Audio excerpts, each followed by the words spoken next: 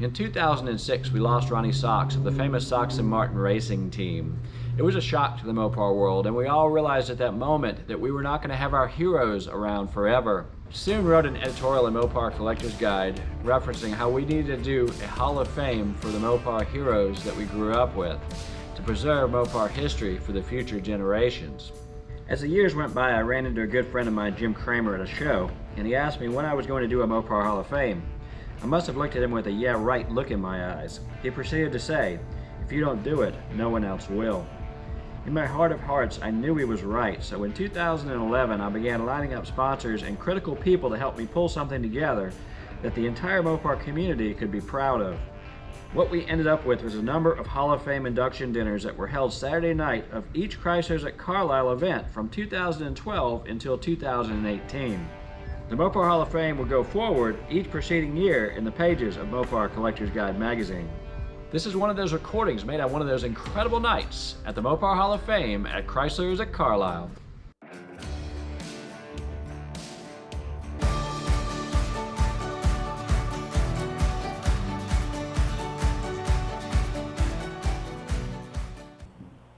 Our next inductees are Carl Kiekhaefer and Charlie Strang. Carl Peepart, boy, have I made a mess out of that. Will you please come forward and tell us about them?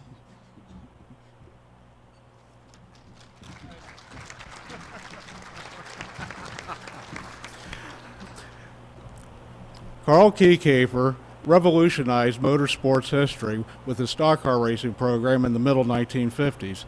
What he did was unheard of for the time period, and he set records that still stand 60 years later. But first, he had to start at the beginning with motorsports because he was a marine industrialist and didn't have any direct experience with racing cars. So what he did is he told Charlie Strang in the fall of 1951, "We're going to the Mexican road race." And the first thing that Charlie Strang said was, "What the hell's the Mexican road race?" And that's how it all started. Carl decided to acquire two 1951 Chrysler Saratoga Club Coupes and tear them down and build the engines. And this is one of the engines here on the dynamometer. They had to dyno test 3 engines, 2 race engines and 1 spare that they brought down in a separate sedan and put them on the dynos. And they did all sorts of manifold testing, timing, everything possible they could take into account in less than 2 weeks on the dynamometer, so they could have a fighting chance at the Mexican road race. Here's the 2 cars at the Corium Farms property in Fond du Lac.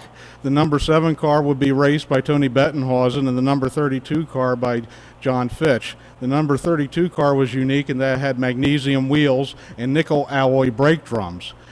There was a warning, however, about the reciprocating mass of the brake drums, but it didn't come into play because John Fitch had an oil pressure relief valve stick open and the bearing starved for oil, and he was knocked out of the first leg of the race. Here's Tony Bettenhausen tearing down the Pan American Highway during the 1951 race in his Chrysler Saratoga Club Coupe. He actually set the speed records in the last 2 legs, traveling almost 120 miles per hour each time, beating the two winning Ferraris that were leading most of the race. Everybody was impressed by these very boxy-looking Chryslers that Carl Kiekhaefer had brought to Mexico. Whoop. In 1952, Carl decided to bring back one of his Chrysler Saratoga Club Coupes, and that's the number 155 car, and a new 1953 Lincoln Cosmopolitan, part of a limited run of 7 cars that weren't even in production at that point. And there's George Thompson, Carl Kiekhaefer, Reg McPhee in the 155 car, Bob Korf, and Phil Gow, all the part of the team that would go down to Mexico and compete against the Lincoln Juggernaut that would finish 1, 2, 3 in the stock class. And Carl's Chrysler and Lincoln finished 4th and 5th. Carl, however, was suspicious that there was something going on with the factory Lincolns. And he actually said something during the post-race teardown which caused a gigantic controversy. And he said, "Look, there's modifications made to those Lincoln engines that I wasn't allowed to make the engine in my Lincoln Cosmopolitan. What's up with that?" Well, Ford Motor Company decided to backdate some documents and send them down to the Pan American Road Race Committee and claim that there were all the equipment that was on the top 3 finishing Lincolns was legal. The committee, not knowing what else to do, let the finishing order stand, but Carl Kiekhaefer was suspicious and decided to pursue the matter. This is the cover letter for the Maximum Duty kit that was mailed down to Ford's John Millis from Detroit. That they backdated October 28th. In the envelope that was in the Keycaper files, this letter was not mailed until the end of November, after the race was run. So you can draw your own conclusions about what Ford was doing at that time. In the winter of 1952, Carl Kiekhaefer charged Charlie Strang to start evaluating the Lincoln engine in 3 different configurations as they raced it in the number 149 car, completely stock, and how it was set up by the factory Lincoln team of Clay Smith and Bill Strope. What Charlie Strang found and issued in his research report number R-5 was the factory Lincolns that finished 1, 2, and 3 had a 34 horsepower advantage over every other Lincoln entered in the race. Carl was not happy, but unfortunately there was not a thing he could do about it at that point. In 1953, Carl decided to enter 4 Chryslers in 2 different classes for the Pan American Road Race. He really wanted to win down in Mexico after coming so close in 1952. This is the front clip removed from a limited run of Pan Am New Yorkers that Chrysler division built just for the Mexican road race. They built about 15 cars, and this is one of them. They all were equipped with dual quad roller cam Hemi head engines that produced 280 horsepower, had Osco Lambert disc brakes, and then Carl Kiekhaefer fabricated special brackets to hold double Columbus shock absorbers.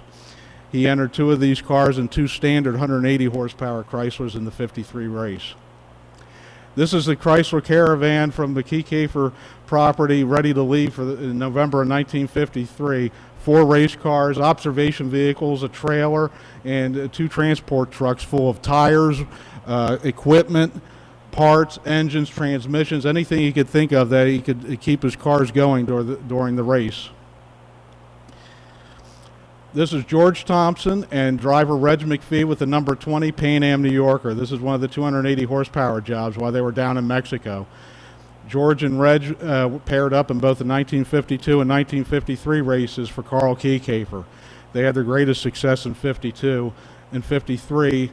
Like the other Pan Am New Yorker, the number 16 car, they suffered a catastrophic mechanical failure in the engine and dropped out on the first leg of the race. After all 4 entries in the 1953 Pan American Road Race were DNFs, Carl had it with Mexico. He would never set foot in Mexico again after that.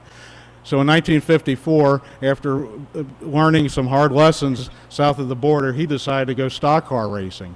And here he is with sunglasses on and cigar in mouth at Milwaukee, and his 2 1954 Chrysler New Yorkers, a deluxe club coupe and a regular club coupe. These cars were raced by Chuck Stevenson, Tony Bettenhausen, and Frank Mundy. And he raced a limited schedule in 1954. The number 99 car seen here is in the second row in the lineup at the Milwaukee Mile late in the summer of 1954. Carl liked this venue very much and would race there in both 1954 and 1955. This is Frank Mundy charging along in the number 99 car at Milwaukee, and they won 3 races that year, whetting Carl's appetite to continue on in stock car racing. At this point, he was hooked. He loved competition. He really enjoyed motorsports, and he figured this was something he could do and have some fun at.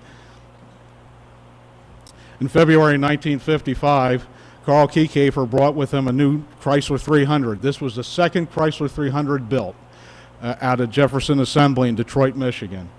And he needed a driver. And Mercury outboard dealer Tommy Haygood, who was based in Orlando, happened to hear Tim Flock say he needed a ride after sitting out the 1954 season.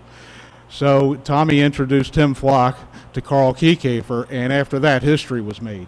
And this is Tim Flock at the Daytona Beach race in February of '55, which was half Daytona Beach and half Highway A1A. And this is Tim going down Highway A1A en route to victory. And what a lot of people don't realize about this car is that it's 2-speed automatic transmission. It is the only time a car with an automatic transmission won the Daytona Beach race. During the season, it was found that the oil bath air cleaners in the Chrysler 300 dual quad engines sucked in all the dirt, clay, sand, grit from the tracks and are clogging the engines and destroying them internally. They would ruin the bearings. So Carl Kiekhaefer and Charlie Strang set upon inventing a product that would keep all those particles out. What they started to work on was an air filtration system that did away with the oil bath air cleaner assembly. And it's seen here on Carl Kiekhaefer's desk as a prototype air cleaner assembly, to a pair of them, as they were getting closer and closer to solving the problem during the spring of 1955. This is the final type, the dry type Purolator air filters assemblies. Carl Kiekhaefer and Charlie Strang led the team in developing what today is the most common automotive product in use in the world, the pleated paper air filter element. They actually granted the cross-licensed the manufacturing rights to Purolator and kept the patent rights. But it was Carl, Charlie, and Keycaper Corporation that invented the pleated paper air filter element. That saved the engines in the Chrysler 300s. Carl also revolutionized how teams brought their vehicles to the tracks. Usually the drivers drove them or pulled them on tow bars. Carl put them in his transport trucks and professionally drove them from coast to coast. 24 hours a day, it didn't matter if there was a race in Oregon, California, Texas, Florida, New York, those cars were going to be there. And he made certain they were there. If the drivers had to drive straight through, they did it. This is Bill Fenrick magnafluxing a wide base racing wheel.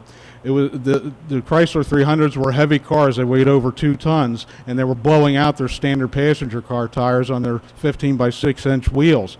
So what Carl Kiekhaefer and Charlie Strang started to do was to cut up wheels and weld wheel halves together.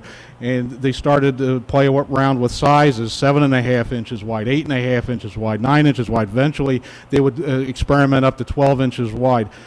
The modern NASCAR wide base racing rim came from Carl Kiekhaefer and Charlie Strang. This is where it all started in 1955 to keep the Chrysler 300s on the tracks.